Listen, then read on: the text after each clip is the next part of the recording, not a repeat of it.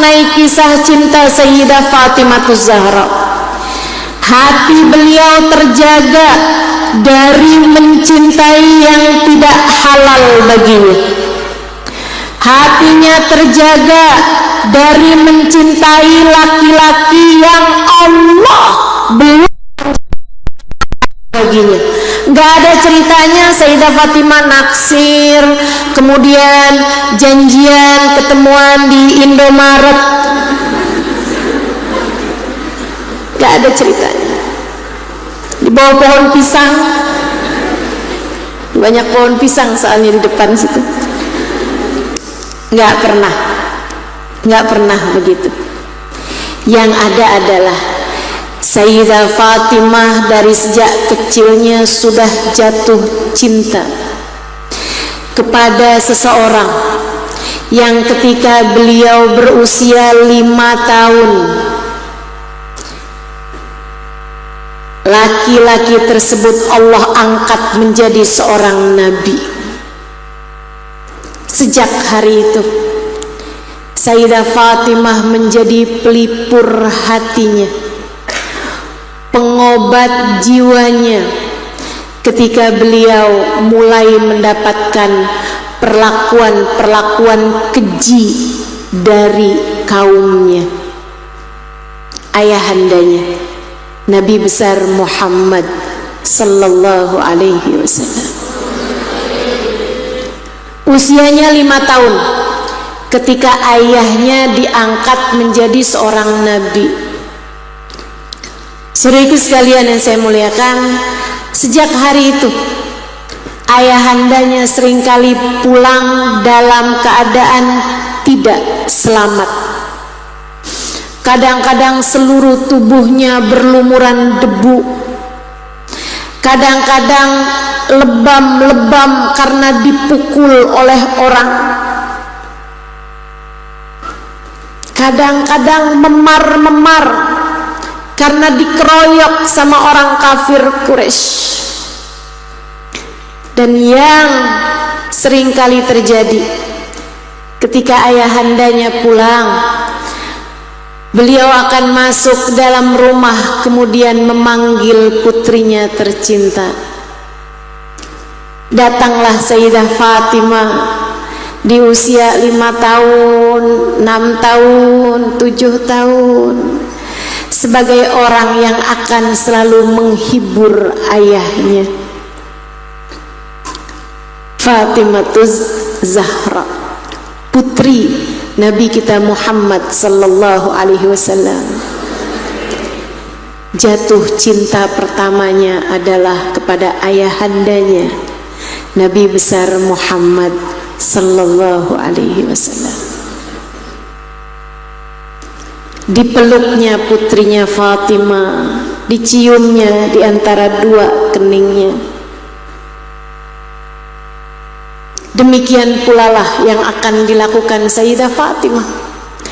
Tiap kali melihat ayahnya sedih, tiap kali melihat ayahnya sakit, tiap kali melihat ayahnya terluka, dia akan memeluk ayahandanya, dia akan menciumi ayahandanya,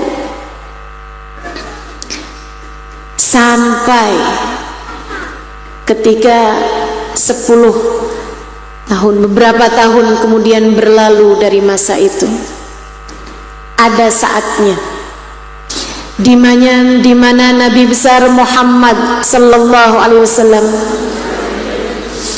sedang mengerjakan sholat kala itu di depan Ka'bah.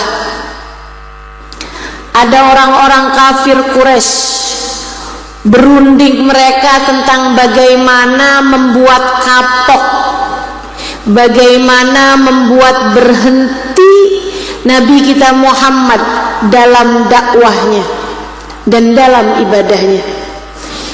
Kita mau diam-diaman aja nih, tuh Muhammad ngerjain ibadahnya, memecah belah kaum kita, kata Abu Jahal, Abu Lahab. Kemudian berdiri salah seorang di antara mereka, kali ini gak bakalan selamat Muhammad, kapok nih habis ini, dia gak bakalan pernah berani lagi sholat di dekat Ka'bah kita ini.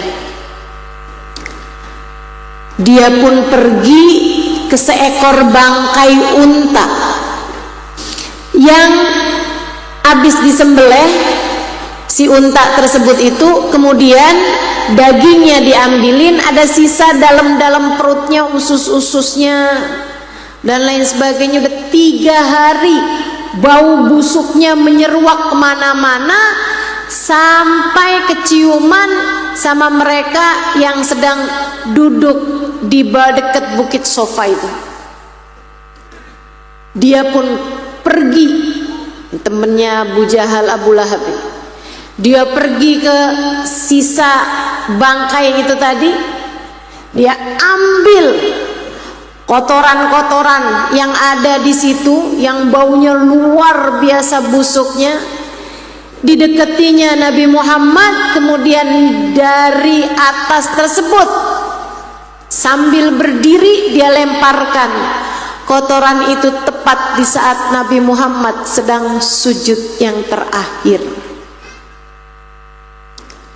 Nabi lagi sujud, kemudian berasa dijatuhkan sesuatu yang berbau sangat busuk sekali. Nabi tak beranjak dari sujudnya. Ada budak perempuan lihat pemandangan tersebut, dia lari ke rumah Sayyidah Khadijah. Dia ketok-ketok pintunya. Keluarlah Sayyidah Fatimah, mungkin di umur 8-9 tahunan. Dia bilang, "Ya Fatimah, alhiki abak." Wahai Fatimah, susulin bapak kamu tuh. Lau ra'ait madza fa'alu ala abiki ya Fatimah. Coba kamu lihat tuh Fatimah, mereka emang kebangetan sama bapak kamu. Sayyidah Fatimah kecil segera menuju kepada tempat yang ditunjuk oleh budak itu. Dan di sanalah dia melihat ayahnya masih dalam posisi sujud, sementara tubuhnya belepotan, berlumuran dengan kotoran-kotoran bangkai unta tersebut. Sayyidah Fatimah datang mendekati ayahandanya, laki-laki yang paling dia cinta di atas muka bumi ini, laki-laki yang untuknya dia rela mati, laki-laki yang untuknya dia akan serahkan apapun yang dimiliki demi untuk kebersamaan dengannya. Baginda Nabi besar Muhammad sallallahu alaihi wasallam. Sayyidah Fatimah membersihkan punggung ayahandanya dengan tangan sebelah kanannya, sementara tangan sebelah kirinya sibuk mengusap air matanya yang tak berhenti mengalir melihat kezaliman yang telah mereka lakukan kepada ayahandanya. Nabi masih sedang sujud ketika dia merasakan tangan kecil putrinya Fatimah membersihkan punggung beliau. Nabi pun duduk menyelesaikan sisa sholatnya, kemudian memandangi putrinya. Sang putri masih berusaha membersihkan kotoran dari bagian depan tubuh ayahandanya dengan tangan kanannya, sementara tangan kirinya masih terus sibuk mengusap air mata yang tak berhenti mengalir dari kedua mata indahnya. Ia menunduk, tak mampu memandang wajah ayahandanya yang sedang dalam keadaan seperti itu. Akan tetapi ayahandanya berkata, "La tabki ya binti Fatimah." Jangan menangis, nak, jangan menangis, wahai putriku Fatimah. Suatu hari nanti kamu akan lihat kenabian ayahmu mencapai Romawi dan Persia, dua kerajaan besar pada masa tersebut. Ayahandanya ingin menguatkan hati putrinya bahwasanya tak ada yang pernah sia-sia dalam sebuah perjuangan. Sakit sekarang tak mengapa jika membawamu kepada kebahagiaan di masa depan. Sulit sekarang tak mengapa jika membawamu kepada kemudahan di masa yang akan datang. Disampaikan kepada putrinya, kamu akan lihat kenabian ayahmu akan mencapai Romawi dan Persia. Kita sekarang bisa mengatakan pada Sayyidah Fatimah,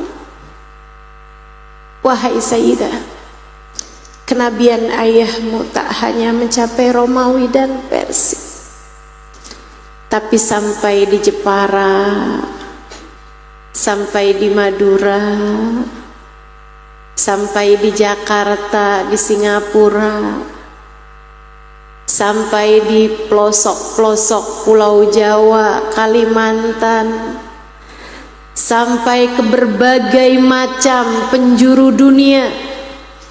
Wahai putri Nabi Muhammad, kenabian ayahmu sampai kepada relung hati kami yang terdalam.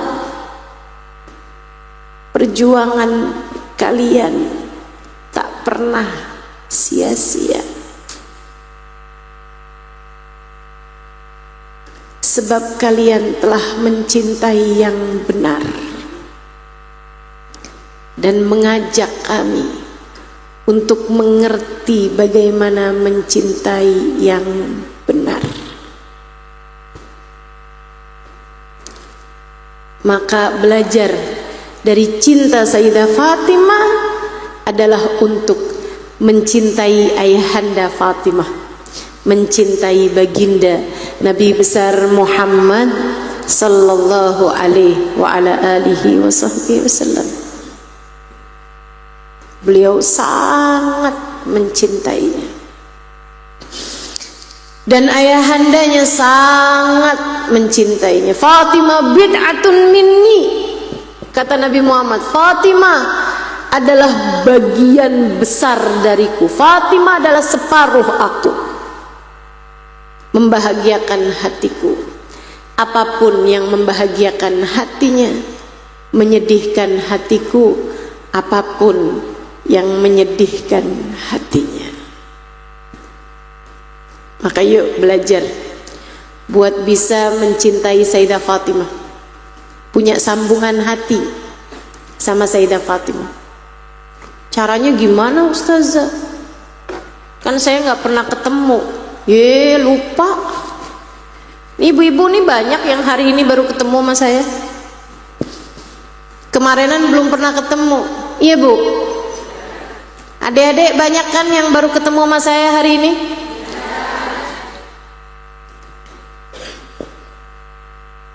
Cinta nggak sama saya? Sekarang apa dari kemarinan? Padahal baru ketemu sekarang. Begitu pula kita dengan orang-orang mulia insya Allah. Cinta dulu aja dari sekarang, biar nanti satu hari kita bisa ketemu dengan mereka insya Allah. Nggak harus ketemu kok. Buat cinta tak perlu jumpa, tapi buat jumpa harus dengan cinta. Kamu pengen di akhirat ketemu sama Sayyidah Fatimah? Harus cinta. Sekarang di dunia mesti cinta. Gimana caranya? Kenal, cari tahu lebih banyak tentang kehidupan orang-orang mulia, cari tahu lebih banyak tentang kehidupan Sayyidah Fatimahuz Zahra, kemudian berusaha untuk mengikuti, kemudian berusaha untuk mencontoh kehidupan mulia beliau. Beliau sebagai seorang perempuan cantik jelita, akan tetapi tak pernah mau kecantikannya menjadi santapan, menjadi hidangan bagi laki-laki yang tidak halal baginya. Dia jaga auratnya, dia jaga wajahnya, dia tak pernah mau menampakkan kecantikannya kecuali kepada laki-laki yang halal baginya. Sayyidah Fatimah sangat menjaga auratnya. Khairun lil mar'ah an la tara rajulan wala yarahar rajul. Kata Sayyidah Fatimah, sebaik-baik perempuan adalah yang tidak melihat laki-laki dan yang tidak dilihat sama laki-laki. Itu sebaik-baik perempuan. Kita kepengen nanti di akhirat barengan sama mereka, ikuti jalannya. Selain daripada kita berusaha belajar untuk punya rasa cinta kepada mereka. Dek, kalau kamu masih belum bisa buat tutup muka di hadapan laki-laki yang bukan mahrammu, sekurangnya jangan kamu abis-abisin dandan, pakai baju ketat, jalan melenggang-lenggok, buka-buka aurat, murah amat. Kamu jauh lebih berharga daripada itu, Dek. Jauh lebih berharga daripada itu. Adik-adikku sayang, apalagi badan tubuh yang gampang banget dipegang sama laki-laki. Segitu murahnya kah dirimu itu? Kamu umat Nabi Muhammad, kamu umat baginda Nabi yang namanya ada di pintu surga. Kamu umat dari baginda Nabi yang putrinya sangat menjaga dirinya. Kamu sangat berharga. Jangan mau auratmu dilihat sama yang bukan mahram. Jangan mau senyummu jadi komoditas, jadi santapan siapapun. Jangan mau wajahmu jadi pelampiasan, atau tubuhmu jadi pelampiasan hawa nafsu orang yang tidak bertakwa kepada Allah Subhanahu wa ta'ala. Tidak, kamu lebih berharga daripada itu semua. Tubuhmu layak masuk surga. Dirimu pantas berada di belakang Sayyidah Fatimah Zahra. Di akhirat nanti Sayyidah Fatimah itu dapat perlakuan khusus. Disebutkan dalam sebuah hadis, Sayyidah Fatimah ketika manusia berada di padang mahsyar, saat hanya baru Nabi Muhammad yang lewat di atas jembatan dan beberapa orang mulia sesudahnya, ketika beliau Sayyidah Fatimah akan dilewatkan di atas jembatan Sirat, ada panggilannya, ya ahlal mahsyar ghuddu ru'usakum watruku absarakum. Wahai penghuni mahsyar, tundukkanlah kepala kalian, tundukkanlah mata kalian. Ada apa nih? Bukan hanya disuruh kasih jalan, diberhentikan semua kegiatan. Kayak ada pejabat kalau mau lewat kan suka diberhentikan kendaraan-kendaraan, diberhentikan segala kegiatan di jalanan.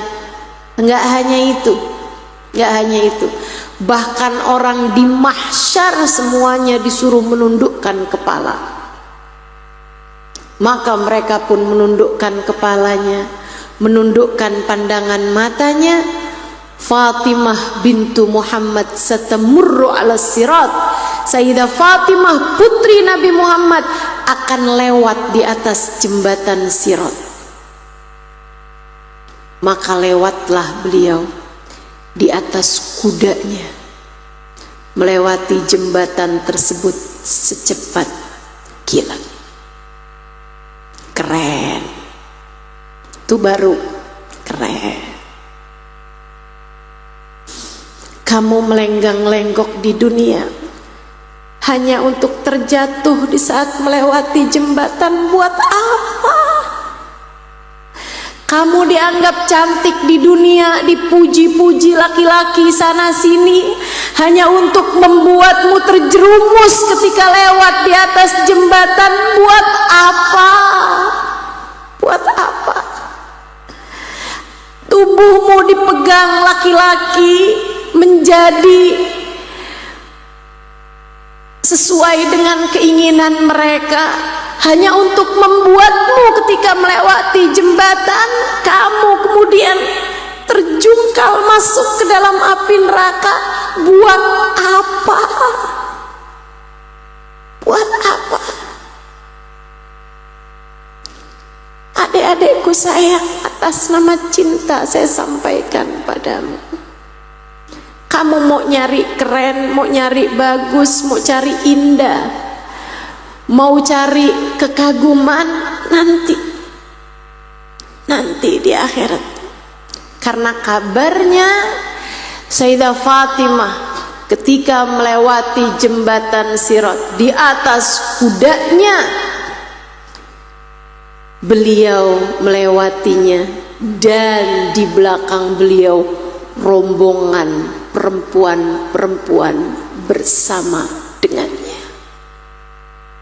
Kalau hari itu kamu bisa ada di dalam rombongan tersebut, itu baru keren. Kalau hari itu kamu bisa ada di antara mereka yang ada di belakang Sayyidah Fatimahuz Zahra, menjadi perempuan-perempuan yang terjaga di waktu hidupnya, menjadi perempuan-perempuan yang jauh dari dosa sewaktu hidupnya, menjadi ahli ibadah di waktu hidupnya, menjadi perempuan-perempuan yang hatinya penuh dengan kasih sayang, tak punya kebencian terhadap siapapun.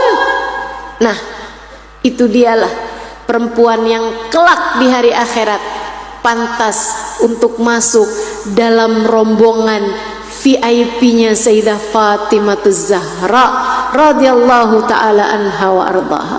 Semoga Allah jadikan kita salah satu di antara mereka. Cinta Sayyidah Fatimah adalah cinta kepada ayahandanya. Itu awalnya. Secara psikologi, kebetulan ponakan saya belajar psikolog, dia banyak kasih tahu. Usia 2-6 tahun anak akan cinta secara bersilang kepada orang tuanya. Anak perempuan akan cinta kepada ayahnya usia 2-6 tahun. Anak laki-laki akan cinta kepada ibunya.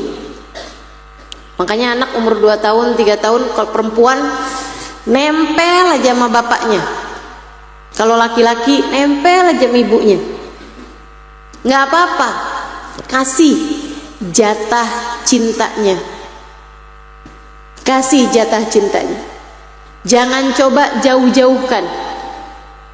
Ini anak ini nih nempel banget nih sama bapaknya, padahal dia anak perempuan. Udah deh sana tuh, nih kayaknya ibunya nih kurang bener nih, kurang penuh kasih sayang, makanya anaknya nyari bapaknya mulu. Enggak gitu, enggak gitu. Memang Allah jadikan seperti itu. Anak laki-laki akan dekat dengan ibunya, anak perempuan akan dekat dengan ayahnya. Itu kuota yang harus dipenuhi, kuota cinta yang harus dipenuhi oleh orang tua terhadap anaknya. Kewajiban orang tua mengenalkan cinta kepada anaknya usia 2 sampai 6 tahun. Biarkan anak perempuan dekat sama bapaknya, biarkan anak laki-laki dekat sama ibunya. Terpenuhi, ia akan bisa menebarkan cinta kepada sesamanya. Dia akan mudah mencintai kawan-kawannya, sayang sama orang lain, sayang sama tetangga, gak julid sama teman. Dia full cintanya. Dari situlah mereka bisa belajar bagaimana mencintai Allah, bagaimana mencintai Rasulullah. Makanya saya sering ditanya, Ustazah, apa tugas orang tua untuk anak-anaknya?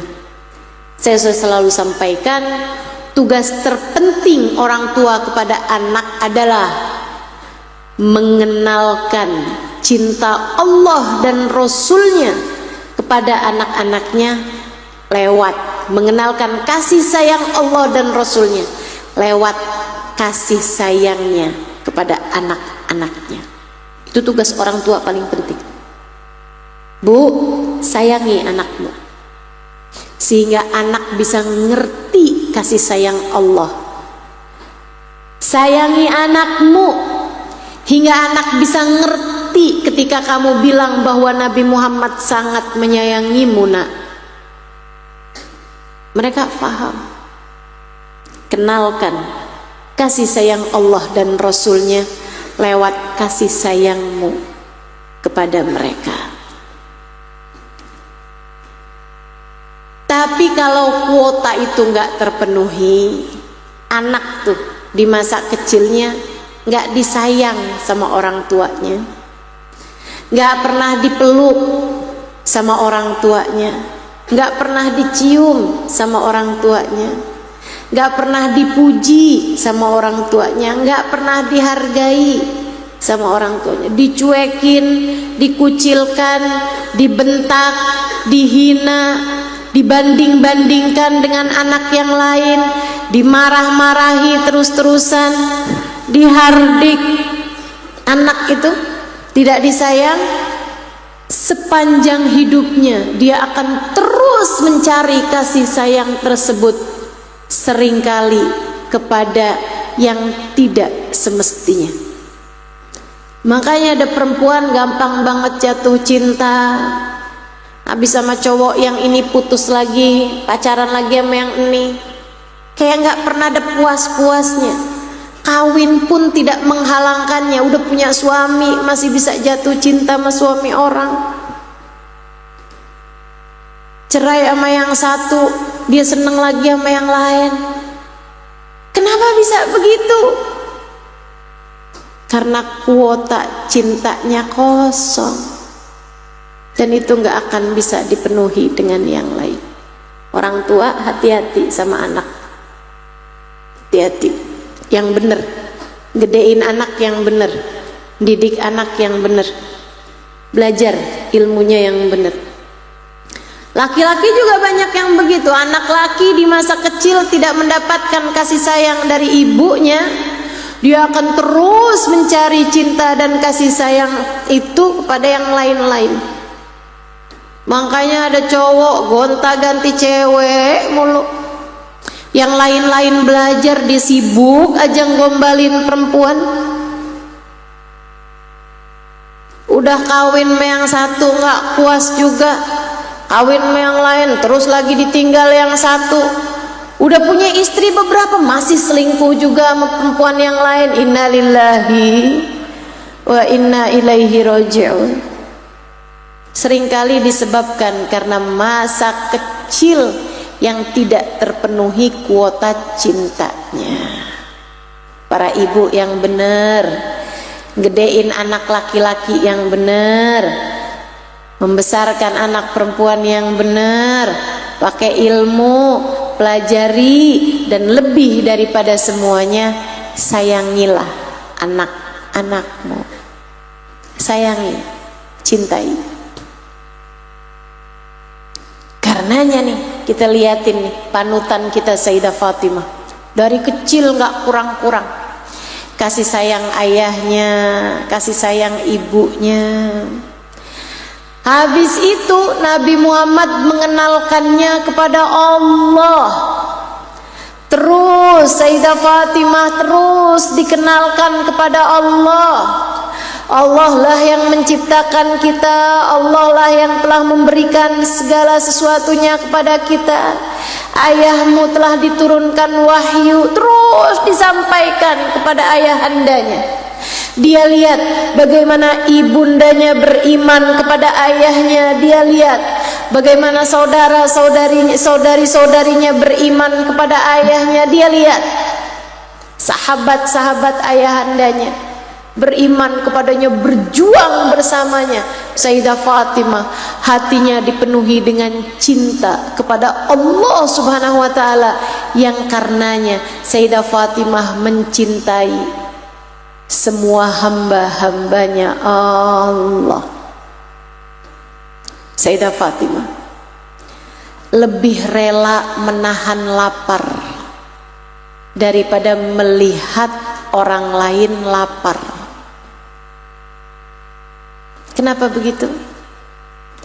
Karena cintanya yang besar kepada Allah Subhanahu wa taala membuatnya mencintai semua hamba-hambanya Allah lebih daripada cintanya kepada dirinya sendiri. Innaha Fatimatuz Zahra. Sampai putranya Sayyidina Hasan bercerita, dia bilang, saya satu malam sewaktu saya masih kecil dulu, waktu Sayyidah Fatimah meninggal, itu Sayyidina Hasan usianya 6 atau 7 tahunan aja. 7 tahun, 7 atau 8 tahun. Husainnya yang 7 atau 6 tahun. Sayyidina Hasan cerita, sewaktu ibu saya masih ada, saya kebangun di waktu malam, saya cari-cari ibu saya lihat beliau sedang sholat. Saya pun menunggunya sampai beliau salam, kemudian beliau bilang, "Ta'al ya Hasan, sini nak." Saya pun kemudian bersandar di sampingnya. Saya mulai mendengar ibu saya berdoa, "Ya Allah, ampunilah semua dosa hamba-hambamu ya Allah. Ya Allah, sayangilah hamba-hambamu ya Allah." Beliau berdoa, kemudian beliau mulai menyebut nama orang-orang. Sayyidah Fatimah menyebut nama orang-orang dalam doanya. Saudara-saudaranya, saudari-saudarinya. Kemudian sahabat-sahabat ayahandanya, sahabat-sahabatnya, semua sebutin namanya. Tetangga-tetangga, semua orang-orang sebutin namanya. Didoain sama Sayyidah Fatimah. Satu disebut namanya. Hingga sepertinya ratusan nama yang disebut oleh ibundaku, tanpa ada satu pun beliau menyebut namanya sendiri. Besar cintanya kepada Allah, karenanya dia mencintai semua hambanya Allah. Disebutkan nama semua orang yang beliau tahu, didoakan kepada Allah, dimintakan kepada Allah, tanpa beliau menyebut namanya sendiri. Hati yang penuh cinta. Jika kamu mau tahu tentang cinta, hati yang penuh cinta, inilah hati Sayyidah Fatimatuz Zahra. Penuh cinta. Coba ingat-ingat dirimu. Kamu kalau bisa doa di waktu malam saat sendirian tahajud, Siapa yang kamu doain? Dirimu sendiri bukan? Adakah orang lain yang kamu doakan? Kadang-kadang kita kalau suka doa nih ya, doain suami kita, tapi doanya gini, ya Allah banyakin rezeki suami saya, biar dia bisa ngasih banyak sama saya. Itu doain suami apa doain diri sendiri?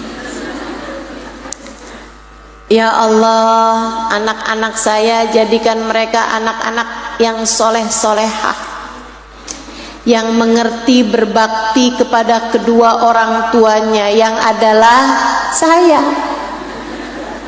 Jadi kamu sebenarnya lagi doain anak apa doain diri sendiri? Ya Allah, mertua saya ya Allah, jadikan lembut hatinya, biar enggak terus-terusan marah-marah sama saya. Kamu lagi doain mertua apa doain diri sendiri? Kenapa selalu mencari jatah dari setiap doamu kepada orang lain? Doa aja, doain orang. Kayak Sayyidah Fatimah, hati penuh cinta. Cintanya kepada Allah membuatnya mencintai semua hambanya Allah, bahkan lebih daripada cintanya kepada diri sendiri. Cintanya kepada Nabi Muhammad membuatnya mencintai seluruh umat Nabi Muhammad, bahkan lebih daripada cintanya kepada dirinya sendiri. Itu baru hati penuh cinta. Dan tentu saja Sayyidah Fatimah mencintai suaminya, mencintai Ali bin Abi Thalib suaminya, karena faham berapa nilai suami bagi seorang istri. Istri itu kalau solehah surganya deket. Istri kalau nggak solehah nerakanya deket. Jadi sebagai seorang istri kamu dekat sama surga atau neraka. Sama-sama dekat. Masuk surga gampang, masuk neraka juga gampang. Masuk surga gampang. Ayyumamra'atin matat wa zawjuha 'alaiha radin adkhalaha Allahul jannah. Kalau ada perempuan meninggal dunia, suaminya ridho kepadanya, berarti istrinya meninggal duluan daripada suaminya. Dia meninggal dunia, suaminya ridho kepadanya, Allah memasukkannya ke dalam surga. Deket, istri surganya deket. Asal dia meninggal suaminya ridho, udah masuk surga udah. Nerakanya juga deket. Ayyumamra'atin qalat li zawjiha ma ra'aitu fika khairan qat tahwi biha fi nari jahannam sab'ina kharifa. Kalau ada seorang perempuan berkata kepada suaminya, aku tidak pernah melihatmu berbuat baik sama sekali. Ada seorang perempuan bilang, saya tuh hidup sama kamu sengsara aja, susah aja. Kapan sih kamu mau nyenengin saya? Kamu tuh selalu aja menyakiti hati saya. Kamu kenapa sih nggak bisa kayak jadi suaminya orang gitu? Baik-baik tuh suami teman-teman saya tuh masa sama istrinya. Kamu kenapa kerjaan selalu aja nyakitin hati saya? Nggak puas kamu nyakitin hati saya. Kalau ada seorang perempuan yang menghabiskan kebaikan suaminya, tidak pernah menganggap, menghilangkan kebaikan suaminya kepada dirinya, kata Nabi Muhammad, perempuan tersebut terjerumus neraka jahanam 70 tahun lamanya.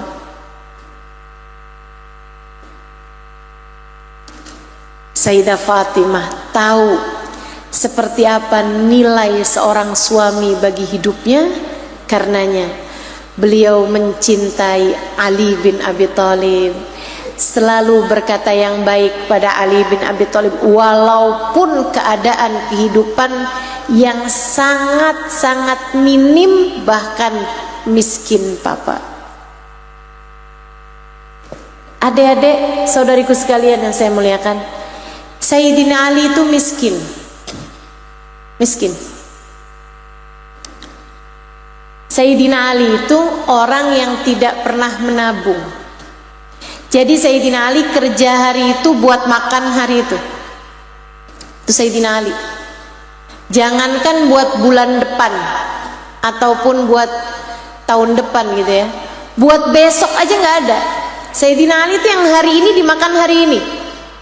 Itu iman sih itu. Sehingga kalau misalnya nggak ada kerjaan yang bisa dikerjain atau nggak ada uang yang masuk pada hari itu untuk beli makanan, ya Sayyidah Fatimah puasa, nggak makan. Kadang ada makanan cukup buat anak-anak, ya udah buat anak-anak aja gitu. Ada makanan cukupnya buat anak-anak sama buat Sayyidina Ali, ya udah buat Sayyidina Ali dan buat anak-anaknya. Sayyidah Fatimah menahan lapar. Teman-teman sahabat sekalian, kalau kamu pernah dengar bahwa Nabi Muhammad mengganjal perutnya dengan batu karena lapar, itu tak hanya terjadi kepada Nabi Muhammad, itu juga terjadi kepada putrinya Fatimah. Saya bisa bayangin kalau ada orang zaman sekarang punya suami kayak Sayyidina Ali, kerja hari itu buat makan hari itu, udah deh habis sama istrinya. Saya bisa bayangin gitu kan. Ini buat sarapan mana? Ya udah nanti saya kerja dulu. Hah?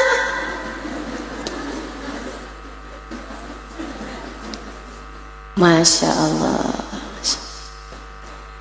Kita nih kadang-kadang kan buat seminggu, buat sebulan aja udah kita pikirin dari sekarang. Ada perempuan datang, masih ustazah doain dong ustazah. Saya ini susah banget ustazah. Suami saya mau pensiun. Kapan bu? 3 tahun lagi. Bu 3 tahun lagi, kenapa susahnya dari sekarang? Masya Allah. Hidup kita nggak tahu nyampe apa enggak 3 tahun lagi. Ngapain dipikirin dari sekarang? Ini Sayyidah Fatimah. Segitunya bersama dengan kemiskinan suaminya yang adalah Sayyidina Ali. Sayyidah Fatimah selalu menyunggingkan senyum kepada suaminya. Penuh cinta, penuh sayang kepada suaminya. Rumah tangga penuh canda tawa, walaupun dengan kelaparan, walaupun dengan kemiskinan. Ini cinta. Ini cinta. Ini cinta.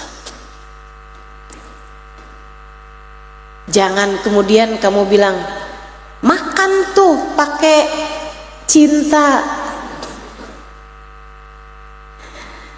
Nggak bisa gitu, sebab orang kalau cinta rela menahan lapar bersama dengan yang dicinta.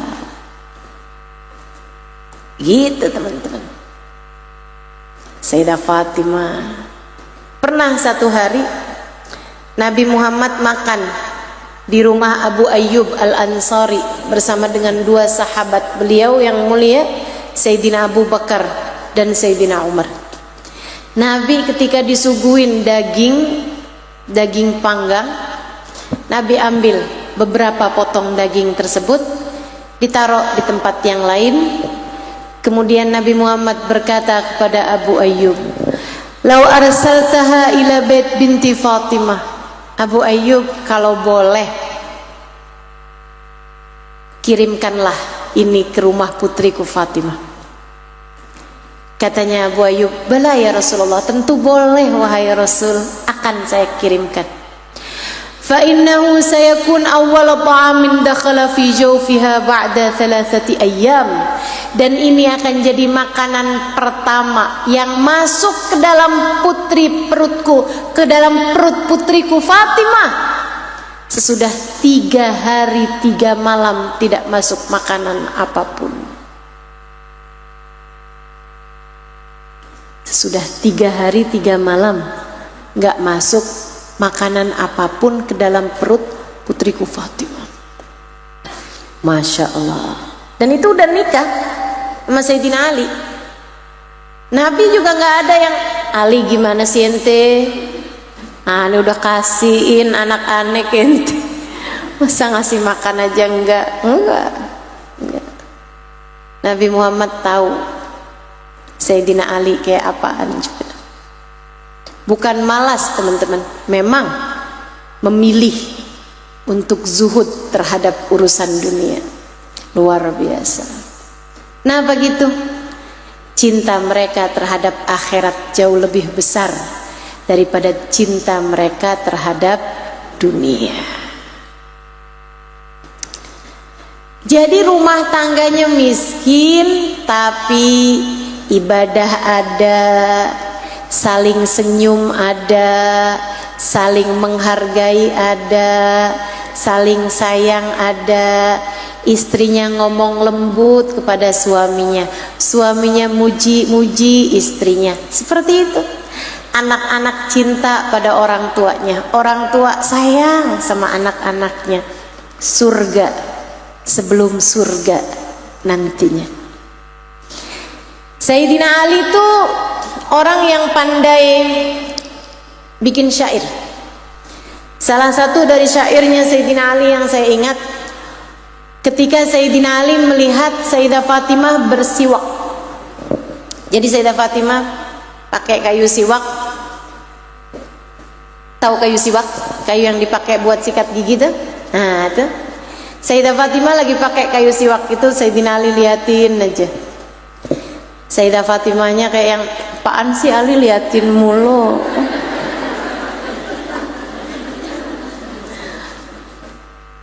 Sayyidina Ali kemudian mulai menyampaikan bait-bait syairnya. Khuditi awdal araqi bithaghriha, ma khifta minni ya araku araka, law kunta min ahlil qitali laqataltuhu, ma faza minni ya siwaku siwaka. Kata Sayyidina Ali, berani sekali kamu masuk-masuk ke dalam mulut istriku, wahai kayu arak. Tidakkah kamu takut padahal aku araka melihatmu? Lau kunta min ahlil qitali laqataltu, kalau aja kamu punya nyawa, aku pasti akan membunuhmu. Mafaza minni ya siwaku siwaka, tak ada yang seberuntung aku untuk bisa menjamah mulut istriku selain dirimu, wahai kayu siwak. Insyaallah. Sayyidah Fatimah yang apaan sih? Indah rumah tangga mereka, indah. Indah. Dan keindahan ini teman-teman tak hanya di dunia, akan tetapi terus sampai di hari akhirat. Satu hari, hadisnya diriwayatkan dari Sayyidina Ibnu Abbas alaihi ridwanallah. Ibnu Abbas masih kecil, ada di rumah Sayyidina Ali waktu itu, ada di rumah Sayyidah Fatimah, keluarga mereka kan. Nabi datang, kemudian Sayyidina Hasan datengin Sayyidina Husain, datengin Nabi Muhammad, bawa gelas kosong. Ya Jad, istini kakek, saya mau dong kasih saya air, maksudnya berikan aku air, maksudnya air di situ air susu unta. Nabi Muhammad bilang marhaba, diambil gelas kosongnya, Nabi ke belakang, Nabi perah unta, dapat nih segelas susunya unta, Nabi masuk lagi, didatengin sama Hasan. Ya Jad, iskini, wah kakek punya susu, saya mau kek susunya. Nabi Muhammad bilang, aina Husain? Husain mana? Sayyidah Fatimah nggak tahu kalau Husain minta susu itu. Nanti ada kedengaran adzan yang lebih jelas gak?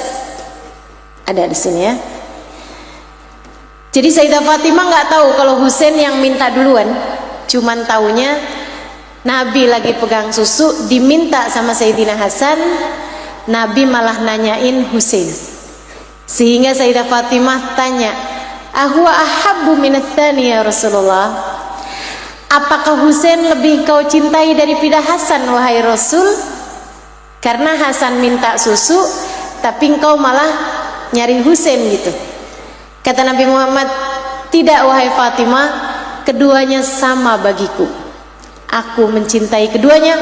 Huma raihanati fid dunya wal akhirah." Keduanya adalah pelipur hatiku yang dapat membahagiakan hatiku dunia dan akhirat. Akan tetapi Husain memintanya lebih dulu daripada Hasan, maka aku harus memberikannya kepada Husain lebih dulu. Yang minta duluan dikasih duluan. Nabi kemudian berkata kepada Sayyidina Ibnu Abbas, "Ana wa hadhan wa ummihima wa dzaka naim tahta kisa'in wahid yaumal qiyamah." Saya, kata Nabi, kedua anak ini, Hasan Husain, wa ummihima, ibu keduanya, Sayyidah Fatimahuz Zahra, wa dzaka naim, dan yang sedang berbaring itu Sayyidina Ali bin Abi Thalib, tahta kisa'in wahid, berada di bawah naungan yang sama di akhirat nanti, berada di bawah payung yang sama di akhirat nanti. Di padang mahsyar nanti kami akan berada di bawah naungan yang sama. Saya, kata Nabi, Hasan Husain, ibunya Sayyidah Fatimah, dan Ali bin Abi Thalib ayahandanya, kami semuanya akan berada di bawah naungan yang sama di akhirat nanti. Keindahan di dunia bersambung keindahan akhirat. Mereka akan menjadi keluarga paling elit dunia hingga akhirat, keluarga paling eksklusif dunia hingga akhirat, keluarga paling tercinta di sisi Allah Subhanahu wa taala dunia hingga akhirat.